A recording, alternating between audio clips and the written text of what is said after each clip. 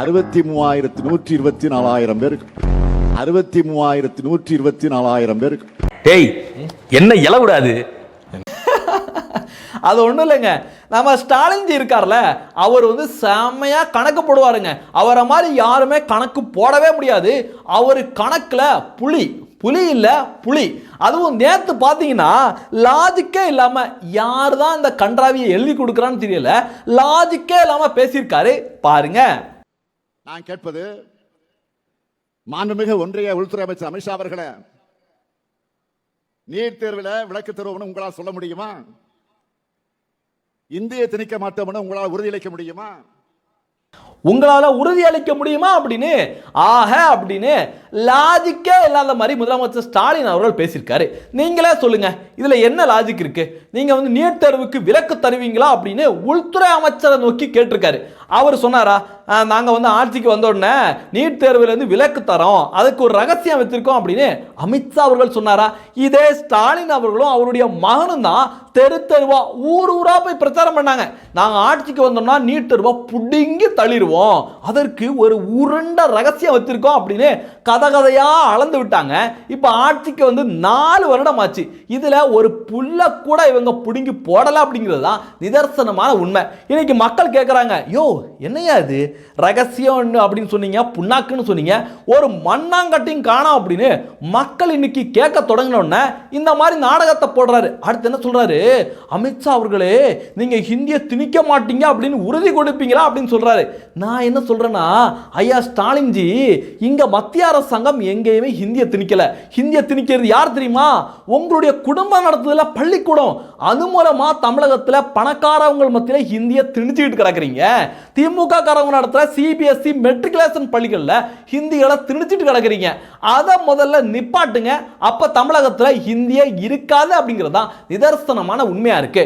அப்புறம் இன்னொரு விஷயத்தை சொன்னீங்களே ஐயா, பெரும் மதிப்புக்குரிய ஊராட்சி மன்ற முதலமைச்சர் ஸ்டாலின் அவர்களே, நீங்க என்ன சொன்னீங்க ஆட்சிக்கு வர்றதுக்கு முன்னாடி? நாங்க ஆட்சிக்கு வந்த உடனே மாணவர்கள் வாங்கியிருக்காங்கல்ல கல்வி கடன், அதெல்லாம் ரத்து பண்ணி கிழிச்சிருவோம்னு சொன்னீங்களே, அதை எங்கேயாவது பண்ணியிருக்கீங்களா? அப்புறம் என்ன சொன்னீங்க, மாதம் நாங்கள் வந்து மின் கணக்கெடுக்க எடுப்போம், அதனால எல்லாருக்கும் மின் கட்டணம் குறையும்னு சொன்னீங்க, அதை பண்ணீங்களா? அதை பண்ணலைன்னா கூட பரவாயில்ல, மின் கட்டணத்தை ஏற்றி ஏழை மக்கள் வயத்தில் அடிக்கிற வேலையை தானே பண்ணிட்டு இருக்கீங்க.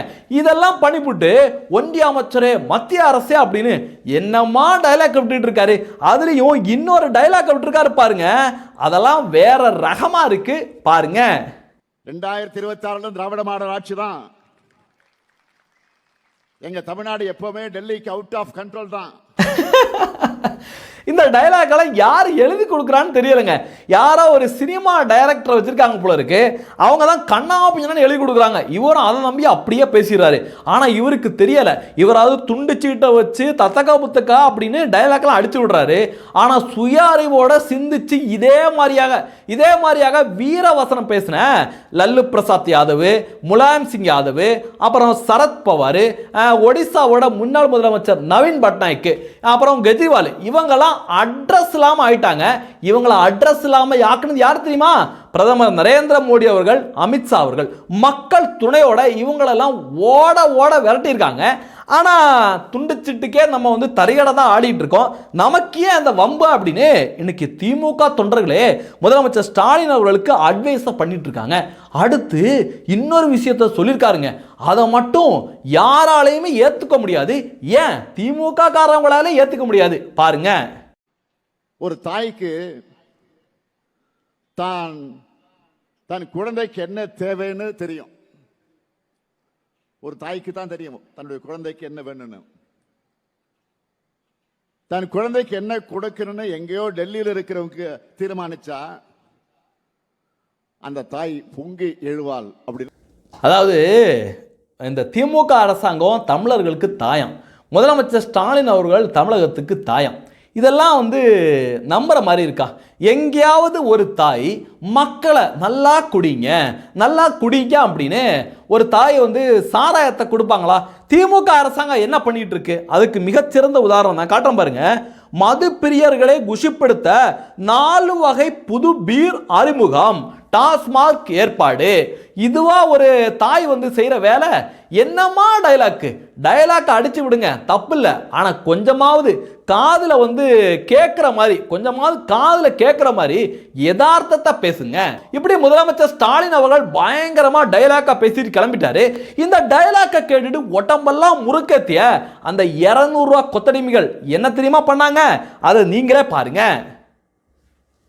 அங்க பாருங்க, அங்க கட்டி இருக்க பழங்கள், அங்க கட்டி இருக்க அன்னாசி பழம், புடுங்கடா மச்சான் புடுங்கடா.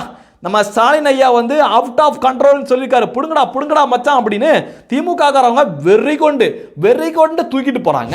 அடுத்து பார்த்தீங்கன்னா வெஸ்ட் பெங்கால் விவகாரம். வெஸ்ட் பெங்கால்ல இந்துக்கள் மீது கொடூரமான தாக்குதல் நடந்துட்டு இருக்கு. மம்தா பானர்ஜி ரத்த காட்டேரி மாதிரியான ஒரு அராஜக ஆட்சி நடத்திட்டு இருக்காங்க. அங்க இருக்கிற காட்சிகள்லாம் பார்க்கல கொடூரமா இருக்குங்க. என்ன தெரியுமா பண்ணிருக்காங்க? இந்துக்களோட வீட்டுக்கு மட்டும் கருப்பு நிற மைய வச்சு அடையாளம் வச்சுட்டு போயிருக்காங்க. கொடூரமா தாக்குதல் நடத்துறதுக்கு. ஏன்னா அந்த கலவரம் பண்ண வரவங்களுக்கு, இந்த மதவாதிகளுக்கு வீடு வந்து கரெக்டா தெரியணும், இந்துக்களோட வீடை அடிச்சு நொறுக்கணும், அங்க இருக்கவங்கள துன்புறுத்தணும் அப்படிங்கிறது தான் அவங்களுக்கு கொடுக்கப்பட்ட அசைன்மெண்ட். அதே மாதிரி அங்க இருக்கின்ற வீடுகள்லாம் அடிச்சு நொறுக்கி அந்த காட்சிகளை பாருங்களேன். இன்னைக்கு ராணுவம் வந்து அந்த வீடுகள்லாம் மக்களை குடியேற்ற அளவுக்கு அங்க கொடூரங்கள் நடந்திருக்கு. அந்த வீடியோ காட்சியை பார்க்கையில கொடூரமா இருக்கு. வீடெல்லாம் எப்படி செதஞ்சு போய் கிடக்குது பாத்தீங்களா? அதுலயும் பாத்தீங்கன்னா அந்த வீட்டெல்லாம் பாருங்க, மம்தா பானர்ஜியோட கட்சி சின்னம் தான் இருக்கு. அந்த மக்கள் கொஞ்சம் கூட சூடு சொரணை இல்லாம இங்க எப்படி இந்துக்களை கண்ணா பின்னான்னு திட்டினாலும் திமுகவுக்கு ஓட்டு போடுறாங்களோ அதே மாதிரி மம்தா பானர்ஜிக்கு ஓட்டு போட்டிருக்காங்க. இன்னைக்கு அனுபவிச்சுட்டு இருக்காங்க. அதாவது சிறுபான்மைக்கும் இந்துக்களுக்கும் சண்டை வந்தா மம்தா பானர்ஜி இந்துக்கள் பக்கம் நிக்க மாட்டாங்க. சிறுபான்மை ஓட்டு பிச்சைக்காக சிறுபான்மை பக்கம் தான் நின்று அவங்களுக்கு தான் இன்னைக்கு சப்போர்ட் பண்ணிட்டு இருக்காங்க. அதனால தான் இன்னைக்கு இந்துக்களோட நிலைமை இப்படி மாறி இருக்கு. நீங்க நல்லா நினைச்சு பாருங்க, தமிழகத்திலே அதே தான் நடந்துட்டு இருக்கு. எப்பா நீங்க இந்துக்கள் கடவுளை எவன் என்ன பேசினாலும் திமுக தலைவர் மு.க. ஸ்டாலின் அவர்கள் வாயே திறக்க மாட்டாப்ல. ஆனா சிறுபான்மையருக்கு ஏதாவது ஒரு பிரச்சனையே இருக்காது. ஏதாவது ஒரு விஷயம் இருந்தா உடனடியாக ஒரு லெட்டர் எழுதுவார். சவுதியில இங்க ஒரு பிரச்சனை இருக்கு, மெக்காவில் உடனடியாக ஆள் எடுக்கல அப்படின்னு இங்க இருந்து கடிதம் எழுதுவாப்ல. ஆனா இங்க இருக்கின்ற இந்துக்களுக்கு ஏதாவது பிரச்சனைனா எவனுமே வாயை திறக்க மாட்டான். ஏன் இங்க மணிப்பூருக்காக எத்தனை பையன் இங்க குஜா தூக்குறான், மெழுவத்தி தூக்குறான். இதை பத்தி வெஸ்ட் பெங்கால் விவகாரத்தை பத்தி எவனாவது வாயை திறக்கனானா? எவனுமே வாயை திறக்கல. அடுத்து பாத்தீங்கன்னா பேட்டரவடி செல்வ பெருந்தகை அந்த ஆள் ஒரு கருத்தை ஒன்று சொல்லியிருக்காப்ல. என்னன்னு பாத்தீங்கன்னா, RSS பாஜக சுதந்திர காட்டை சுவாசிக்க காரணம் இஸ்லாமியர்களின் தியாகமா? இதனடா புது உருட்டா இருக்கு. இந்த ஆளெல்லாம் எந்த புத்தகத்துல வரலாறு படிக்கிறான்னு தெரியல. ஒருவேளை பாகிஸ்தான்ல போய் வரலாறு படிச்சானா அப்படின்னு நமக்கு புரியல. இந்தியா பாகிஸ்தான் பிரியறதுக்கு காரணம் யாரு? இந்துக்களா காரணம்? அது யார் காரணம் அப்படின்னு உலகத்துக்கே தெரியும். இன்னும் கொஞ்சம் விட்டா இவெல்லாம் எப்படி தெரியுமா பிரச்சாரம் பண்ணுவான்? முகலாயன் இந்தியாவுக்கு வந்தது ஒவ்வொரு இந்தியனையும் கோடீஸ்வரனாக்கிறது தான் வந்தாங்க. அவங்க வந்து ஒவ்வொரு இந்தியனோட வீட்லையும் ஏசி ஃபிட் பண்றதுக்காக வந்தாங்க அப்படின்னு கதையை விட்டாலும் விடுவாங்க. இந்த மாதிரி மானங்கட்ட ஒரு ஆளை நான் பார்த்ததே கிடையாதுங்க.